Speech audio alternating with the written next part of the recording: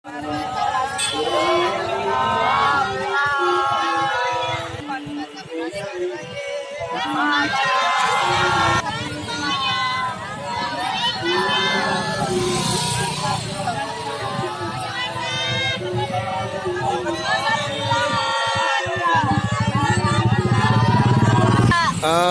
dia kegiatannya? Penggalangan dana banjir Jakarta dengan jembatan putus di Lahat. Oh itu deh. Sudah berapa lama nih dek jalannya dek? Sekitar 3 hari lah kak. Sampai berapa lama dek ini dek? Mungkin sampai minggu. Sampai hari Minggu ya? Yo.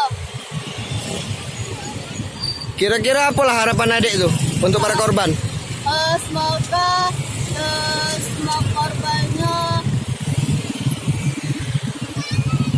sehat selalu. Semoga kedepannya lebih baik lagi. Ya ya. Ya amin dek ya. Iya. Oke dek, makasih dek. Ya kak.